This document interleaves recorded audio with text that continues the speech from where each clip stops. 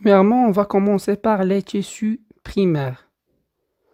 Généralement, on a 5 types de tissus primaires. Alors, concernant les tissus conducteurs, on distingue 2 types de tissus conducteurs, le xylème et le phloème. Bonjour les amis, j'espère que vous allez bien. Merci. Alors, à la fin de cette vidéo, vous êtes censé être capable de connaître la définition d'un tissu végétal, de connaître aussi qu'est-ce qu'un méristème et les types des méristèmes, de connaître aussi la classification des différents types de tissus végétaux et la fonction de chaque tissu. Vous pouvez aussi être capable de différencier entre tissus primaires et tissus secondaires et connaître les différents tissus, à savoir xylème, phloème, collenchyme, sclérenchyme, parenchyme, épiderme, rhizoderme, etc., et d'autres tissus que j'ai pas écrit ici. Et voici le plan de ce cours. Alors, tout d'abord, qu'est-ce que c'est que l'histologie? Alors, l'histologie, c'est la science qui s'intéresse à l'étude des tissus. Et comme une simple définition, on peut définir le tissu comme étant un ensemble de cellules qui ont la même structure et la même fonction.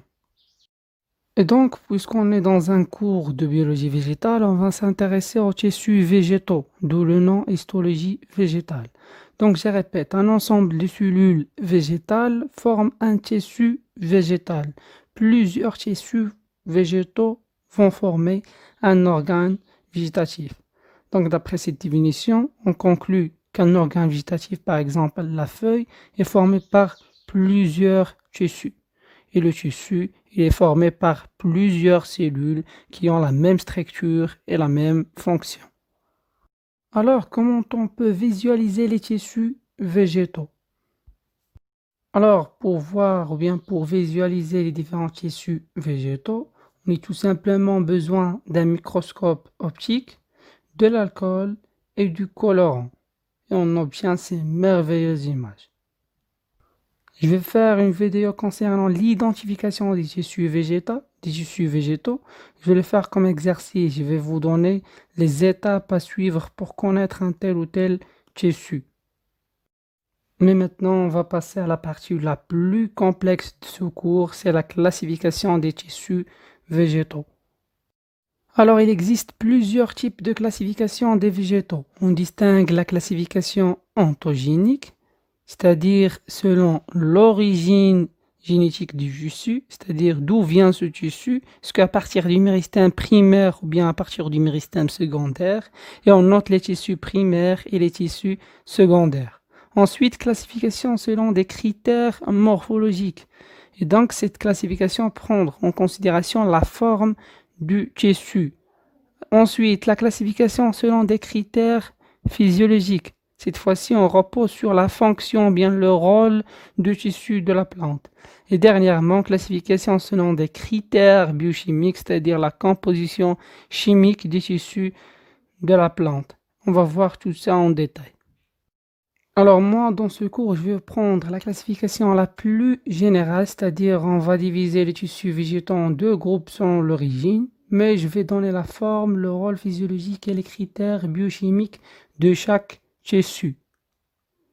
Alors, comme j'ai dit tout à l'heure, que la classification la plus générale, c'est la classification selon des critères ontogéniques qui prennent en considération la classification des tissus végétaux suivant la nature du méristème.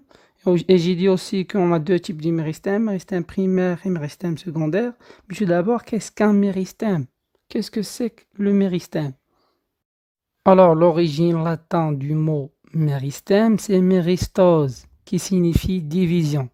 Et donc, on peut définir le méristème comme étant un tissu formé par des cellules indifférenciées à division mitotique permanente. Je m'explique.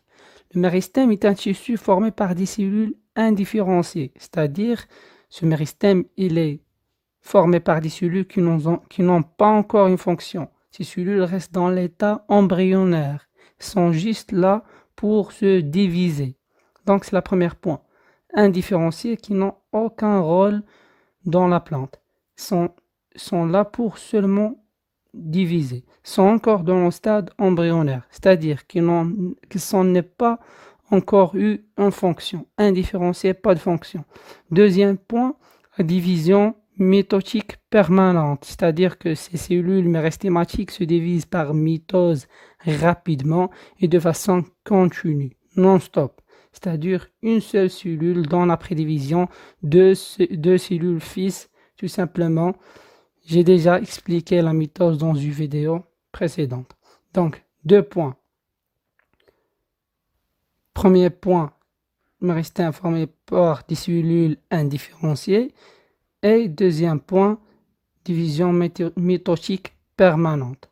Donc, pour le moment, le méristème est un groupe de cellules indifférenciées qui n'ont pas de fonction précise et qui se divisent d'une manière permanente. Comme vous voyez dans la vidéo, au contraire des animaux, lorsqu'il y a la perte d'un organe végétatif, il y a renouvellement de cet organe. Donc cette propriété chez les végétaux est douée grâce au tissu méristhématique qui contient des cellules indifférenciées. Et lorsqu'il y a une perte d'un organe ou bien d'une partie de la plante, il va y avoir différenciation et division des cellules méristhématiques qui sont à l'état indifférencié pour remplacer de nouveau l'organe ou la partie qui a été perdue. Donc ça, c'est le premier rôle. Donc on conclut que le rôle majeur des cellules méristhématiques, c'est la croissance de la plante. Donc vous notez rôle du méristème, croissance de la plante. Puisque j'ai dit dans le départ que les cellules méristhématiques n'ont pas aucun rôle bien précis. J'ai dit à l'état indifférencié. Mais lorsqu'il va y avoir différenciation, il va y avoir croissance des cellules méristhématiques. Croissance de la plante, pardon. Alors, généralement, on distingue deux types de méristèmes, le méristème primaire et le méristème secondaire. Le méristème primaire, ou encore appelé méristème apical, ce méristème assure la croissance en longueur de la plante, et le méristème secondaire, ou encore appelé le méristème latéral, assure la croissance en épaisseur de la plante. Alors, le méristème primaire ou apical, comme son nom l'indique, il se trouve à l'apex de la plante. La partie apicale, c'est la dernière partie de la plante. La partie apicale en haut, c'est celle-là, de la tige. Et la partie apicale de la racine, c'est celle-là. Donc, deux parties apicales. Le méristème apical se trouve en deux parties. La partie la plus apicale de la tige et la partie la plus terminale de la racine. Donc, ce qui donne une croissance en longueur de la plante dans tous les sens. Après la croissance en longueur, il intervient cette fois-ci le méristème secondaire pour assurer la croissance en épaisseur. Et donc, par conséquent, il y aura deux types de tissus.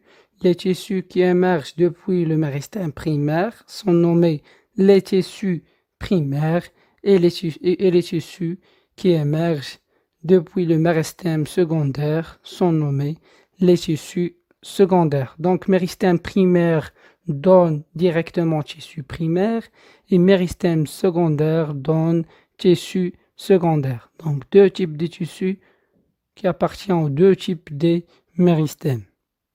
Premièrement, on va commencer par les tissus primaires. Généralement, on a 5 types de tissus primaires. On a les tissus protecteurs, les tissus parenchymateux, les tissus de soutien et les tissus conducteurs et dernièrement les tissus de sécrétion. Alors, on va voir chaque type de tissu en détail. Alors, commençons premièrement par les tissus conducteurs. Alors, tissus conducteurs, comme son nom l'indique, sont des tissus qui forment les vaisseaux conducteurs qui permettent le transport de l'eau et les sels minéraux essentiels à la croissance de la plante, ainsi le transport des produits de la photosynthèse vers les différents organes de la plante. Alors, les tissus conducteurs, c'est l'équivalent des artères et des veines chez les animaux. Je m'explique. Alors, concernant les tissus conducteurs, on distingue deux types de tissus conducteurs, le xylème et le phloème.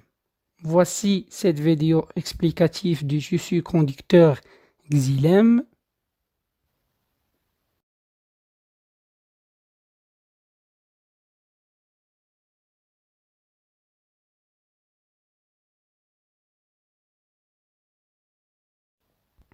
Alors, le xylème est constitué de cellules mortes riches en lignine, ce qui donne la rigidité aux parois des vaisseaux conducteurs, du vaisseau du xylème, bien évidemment. Le rôle essentiel du xylème, c'est le transport de la sève brute du bas vers le haut, c'est-à-dire le xylème est spécialisé dans le transport de l'eau et des sels minéraux depuis les racines vers les feuilles. C'est ce qu'on appelle la sève brute. Et comme vous voyez dans l'image, il existe plusieurs types de tissus xylème en fonction de l'embranchement. Il y a qui correspondent aux ptéridophytes, il y a qui correspondent aux gymnospermes, il y a qui correspondent aux angiospermes. Mais ça, c'est des détails, ne casse pas la tête avec ça. Ce qu'il faut retenir, c'est que le xylème est constitué par des cellules mortes, riches en lignine, ce qui donne la rigidité aux parois du vaisseau. Elle est spécialisée dans le transport de la sève brute, c'est-à-dire de l'eau et des sels minéraux depuis les racines vers les feuilles. Ensuite, le deuxième type de tissu conducteur, c'est le phloème. Et voici cette démonstration en vidéo du phloème. Alors, le phloème est formé par des cellules, cette fois-ci vivantes, mais qui ont perdu leur noyau. Le phloème transporte la sève élaborée, c'est-à-dire que le phloème est spécialisé dans la conduction des produits formés dans les feuilles au moment de la photosynthèse. C'est ce qu'on appelle la sève élaborée et qui est transportée par le phloème généralement du haut vers le bas, c'est-à-dire depuis les feuilles vers la tige, les racines, les fleurs et les fruits. Donc depuis les feuilles vers les autres organes de la plante. Donc ce qu'il faut retenir, c'est que le xylème est formé par des cellules mortes riches en lignine et transporte l'eau et les sels minéraux absorbés par les racines et le transporter vers les feuilles. Donc le trajet est du bas vers le haut. Par contre, le phloème est formé par des cellules vivantes, mais qui ont perdu leur noyau. Il transporte la sève élaborée depuis les feuilles vers les autres organes, donc du haut vers le bas de la plante, bien évidemment. Ensuite, deuxième type de tissu, cette fois-ci le tissu protecteur ou encore appelé tissu de revêtement. Alors, comme vous savez, c'est que les plantes ont besoin de tissus de protection pour protéger la plante de plusieurs choses. Par exemple, protection contre les blessures, contre la chaleur, etc., etc. Alors, il existe plusieurs types de tissus protecteurs, mais comme j'ai dit, qu'on va premièrement détailler les tissus primaires. Donc, on va détailler maintenant les tissus protecteurs primaires. On distingue les tissus protecteurs primaires, l'épiderme, la cise pilifère ou appelé le rhizoderme et dernièrement l'endoderme. Commençons par le tissu protecteur, l'épiderme. Alors l'épiderme est un tissu de protection formé par des cellules vivantes qui recouvrent la totalité de la surface de la plante. Ce tissu est riche en kétine, ce qui rend la paroi des cellules de ce tissu épaisse et par conséquent une protection à la plante. Donc, premier tissu, c'est l'épiderme. Ensuite, le rhizoderme. Le rhizoderme, ou encore appelé la cise pilifère, est un tissu protecteur de la racine, plus précisément les jeunes racines. Il est formé par des cellules jointives dépourvues de kétine, c'est-à-dire le rhizoderme est l'équivalent de l'épiderme, mais sans kétine. Donc, l'épiderme est le tissu protecteur des parties aériennes de la plante, c'est-à-dire l'épiderme permet la protection de la tige, les feuilles, tandis que le rhizoderme permet la protection des racines, c'est-à-dire la partie souterraine de la plante, plus précisément les racines et les jeunes racines. Ensuite, l'endoderme. Alors, l'endoderme, c'est le tissu protecteur le plus profond. Il est formé par des cellules vivantes qui protègent les tissus conducteurs, comme vous voyez dans l'image. Donc, l'endoderme c'est le tissu primaire protecteur le plus profond. est formé par des cellules vivantes et qui entoure les tissus conducteurs, permet de protéger ces tissus conducteurs. Donc, l'endoderme permet de protéger le xylème et le phloème. Ensuite, troisième type de tissu primaire. On a les tissus parenchymateux ou encore appelés les tissus de remplissage ou encore appelés le parenchyme. Alors, le tissu parenchymateux est le tissu le plus abondant dans la plante. Alors, comme vous voyez, il existe plusieurs types du parenchyme et selon la structure de ce parenchyme, il joue un rôle spécifique. Et on distingue le parenchyme chlorophyllien, le parenchyme de réserve, le parenchyme aquifère, le parenchyme lacuneux ou aérifère. Le parenchyme chlorophyllien, il est situé dans les régions externes des tiges et dans les feuilles qui sont responsables de la photosynthèse. Donc, parenchyme chlorophyllien, comme son nom l'indique, chlorophylle, il est riche en chlorophylle, donc il est responsable de la photosynthèse. Deuxième type de parenchyme, le parenchyme de réserve permet l'accumulation des substances énergétiques, à savoir l'amidon, le sucre, les protéines, les lipides, etc., etc. Parenchyme, le troisième type du parenchyme est le parenchyme aquifère, qui est constitué de cellules volumineuses, permet de réserver l'eau. Elle est pourvue du vacuole très développé, donc, et par conséquent, il a le pouvoir de réserver l'eau. Quatrième type de parenchyme est le parenchyme lacuneux, et comme son nom l'indique, il est lacuneux, c'est-à-dire ce type de parenchyme présente des lacunes. Ces lacunes vont emprisonner de l'air, d'où le nom parenchyme lacuneux ou aérifère. Ensuite, quatrième type de tissus primaires, les tissus de soutien. Alors, les tissus de soutien, encore appelés les tissus mécaniques, sont des tissus qui servent à donner le soutien à la plante. Et on distingue aussi deux types de tissus de soutien. On distingue le collenchyme et le sclérenchyme. Alors, le collenchyme est un tissu végétal de soutien constitué de cellules vivantes à parois pectocellulosiques de couleur rose qui se trouvent dans les jeunes organes en croissance. Le collenchyme donne à la plante la flexion. Et donc, le collenchyme est un tissu de flexibilité. Ensuite, le deuxième type de tissu de soutien est le sclérenchyme. Alors, le sclérenchyme est un tissu végétal de soutien formé par des cellules mortes aux parois épaisses de lignine. Le sclérenchyme est abondant dans les endroits de la plante où la croissance est terminée et le sclérenchyme dans la rigidité de la plante. Donc, le collenchyme donne la flexibilité à la plante et le sclérenchyme donne la rigidité à la plante. Le collenchyme et le sclérenchyme sont deux tissus de soutien primaires de la plante.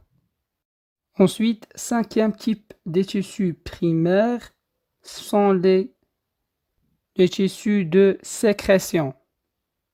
Alors, les tissus sécréteurs sont des tissus spécialisés dans la fabrication et la libération de certains éléments, de certaines substances, à savoir le latex, les résines, etc., etc. Donc, les tissus